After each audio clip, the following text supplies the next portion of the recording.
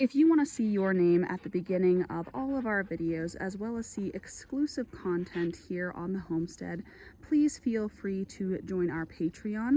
Memberships start off at just $1 a month. And as always, thank you for your support. I know somebody's going to cringe at my answer here of how I got restarted into rabbits, but I started with 2 bucks and a doe. So the opposite of what most people start off with.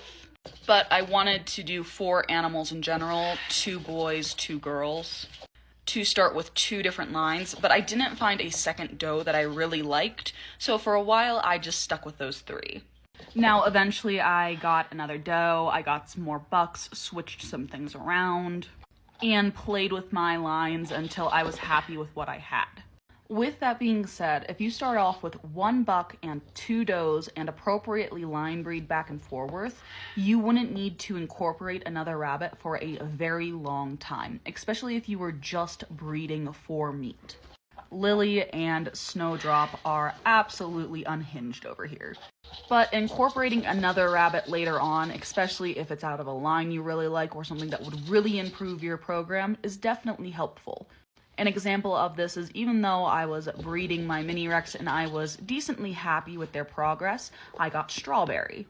And Strawberry has improved my breeding program to the extreme. And he's really helped with my caster lines, and to be honest, my boo lines as well. That little Harlequin doe is Strawberry's daughter, and these kits are his grandchildren. And I have somebody I am hoping to bring a nice little doe home with convention. So you can start off with 3 animals and be good for a very long time, but why wouldn't you want to get more rabbits? Also, if you're new to this page, I am not a very good influence when it comes to cutting down your numbers. I will have you getting probably more than you should. This question has a lot of theoreticals, and what I'm going to tell you is just going to depend on quite a few things. What are your goals? What is the quality of the 2 does versus the buck versus the mother versus the dad? And what would each pairing equate to in your breeding program? So for instance, this is Daisy, my blue-eyed white carrier. That dark brown doe and light brown buck are both, in theory, Vienna carriers. Neither of these 2 jerks would be worth keeping for my blue-eyed white program. So I'm not going to breed them back into my program. But Snowdrop right there, I will retain to breed back both to his mother and to 2 females in my breeding program to improve type. Not because he's the best quality in the world, but he is a blue-eyed white, and I can use other animals to improve my program while retaining the Vienna gene. Same with this little blue-eyed white doe, Lily. She is going to be bred back to her grandfather.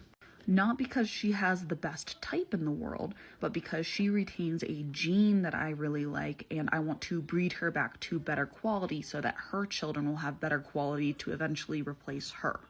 But my plan for my breeding program and the quality that I have could be completely different from your goals and the quality that you have in the pairings that you have been getting. So what I recommend doing is sitting down, looking at all of your animals, and trying to decide what your next step is.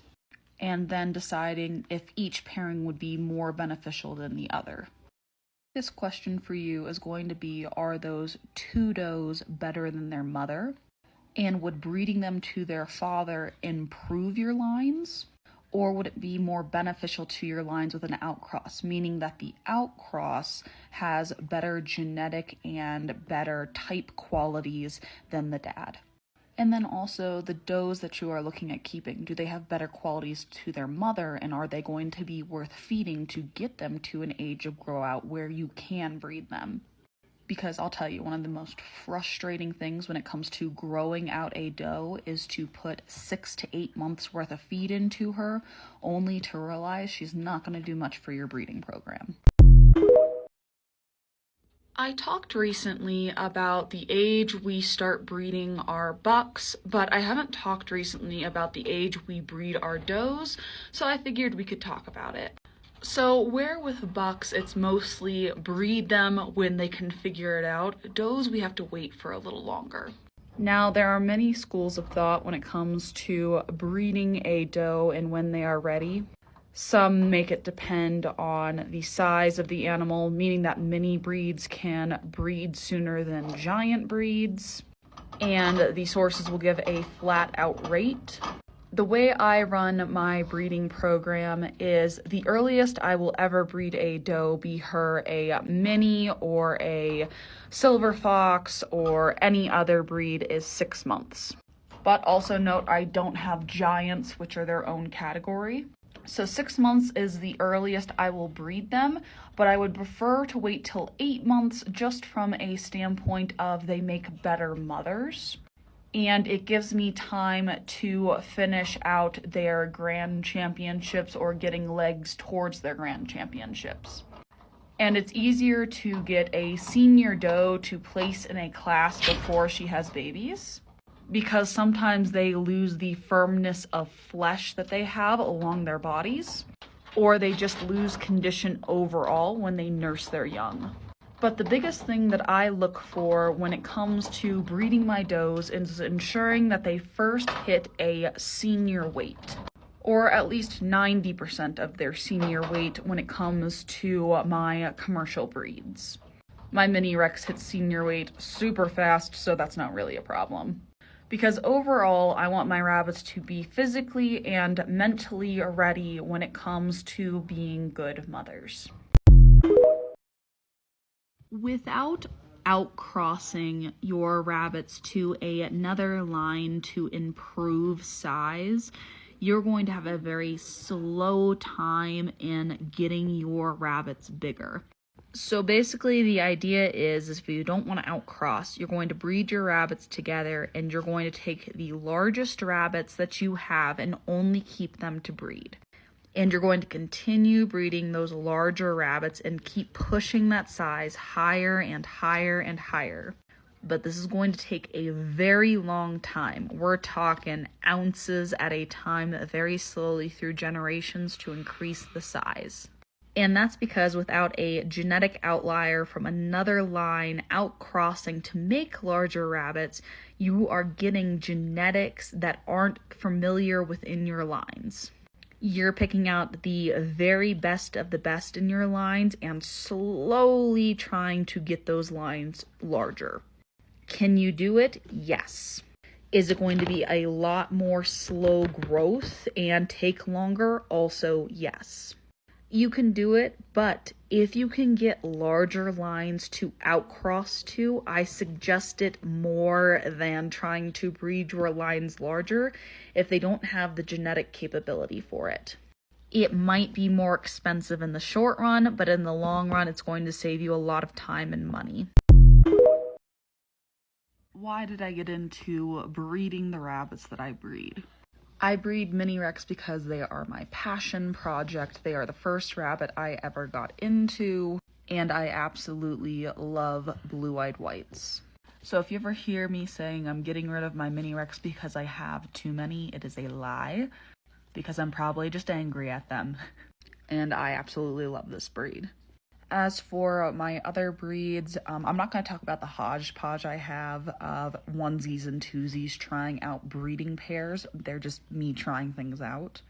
But the other big breed that I'm into are my silver fox. I needed a meat rabbit, and I wasn't really into the standard Rexes as much as I was the mini Rexes. Like, they were okay, but I just didn't feel the attachment to the breed that I thought I was going to. So I had a friend drop me off a doe, and I got started breeding silver foxes, and now I do have the same attachment to the silver foxes that I do the mini Rex. I absolutely adore silver foxes. They are so fun to work with. They are absolutely amazing. Pardon me, it's early and I just yawned. They are just the sweetest little rabbits, and they are great at producing meat. But yeah, that's kind of why I have the rabbits that I have. No, because I completely understand your frustration in this. Mr. Fatty McFatterson here hasn't had a litter since Cyrax and Velma. It's been 8 months. And Mr. Fatty McFatterson here, Mr. Strawberry, is my daughter's favorite buck, so I can't get rid of him. She has a pet, and she has a breeder that we're not allowed to get rid of. And Strawberry hasn't had a litter until now. But before y'all are like, oh my god, where are the babies? Where are the babies? The babies are out of Sadie at my friend's house. I let her borrow my doe, and I'm like, oh, I'll breed her to Strawberry, no big deal. Just understand that Strawberry has been a little bit of a stupid head. And if she doesn't breed, no big deal, I'll bring you Gigi. Well, Strawberry has 5 brand new kits. Or is it 6? It's either 5 or 6. And they're not in my rabbitry. It's okay. Deep breaths. I'm not angry. I'm very happy. My friend has bunnies. She has babies. I'm a little jealous, of course. And Strawberry just got done with a lovely little date with Velma. So hopefully he will work that same magic with Velma. So when it comes to dry spells, I completely understand the frustration. I have never talked about this before, and I thought this would be just a great segue to just kind of mention it. Artificial insemination in the rabbit world is very common in very large rabbitries. We're talking commercial rabbitries where they have like thousands and thousands of rabbits. Why the heck do you have pee on your head, Moose? But for the common person, it is not a cheap option. Like, I have $5 and it is cheaper to feed $5 a month than it is to artificially inseminate my does. But I will say, in the very large commercial setups, the way that they get the does to ovulate is they have a rabbit for their rabbit. If you're an adult who knows, then you know. And that's how they get the rabbits to ovulate to, in fact, drop down the egg so the sperm can be active. Whenever I have a video go viral or semi-viral, I get questions like this. And most of the time, it's new people who have never seen my content before, so welcome to the page. We are homesteaders that raise rabbits primarily for their use of meat and for show. So in our breeding program, if we have a doe who doesn't have babies or they aren't a particularly good mother, they are removed from the breeding program. This is a process called culling. There is hard cull and there is soft cull. Hard cull, which is what we normally do, means that they end up in the freezer, and we use them to feed ourselves and our dogs. Where soft culling is just kind of moving them on to a different program. You can sell them as pets, you can sell them to another show person if they're a show rabbit, or something along those lines. But the hope is that Lulu will have some babies here in the next couple of days. And if she doesn't, I'll probably give her one more chance bred to Gigi, because 2 of her strikes was with Strawberry, and we can all laugh now at Strawberry not having babies. He is one of the few animals that basically he gets to stay no matter what he does, and that's because he's my daughter's show buck. We're stuck with him forever no matter what he does, and he seems to know it. So Lulu will get one more chance with another buck. I do have a little baby monitor with a camera that I could put on Lulu to verify whether or not she is kindling. With that said, I normally don't put cameras on moms. Not unless it's like really cold or I'm extremely nervous about them having babies. Lulu is a first-time mom, but no more than any other first-time mom I've had, and I'm not too worried about it. With that said, when it comes to palpating, I suck at palpating. I've been doing this for the longest, and I have always sucked at palpating. I'm not one of those people who can be like, oh, my doe's gonna have 6 babies and be accurate. I can feel and be like, well, it feels like there's something there, but at the same time, like, I'm not gonna say yay or nay. I'm going to treat every doe as if she's pregnant if I bred her, because I don't trust myself when it comes to palpating. So we're all just going to be slightly surprised if she does kindle, which I'm hoping she does. I think she's pregnant this time, but again, my palpating skills are crap.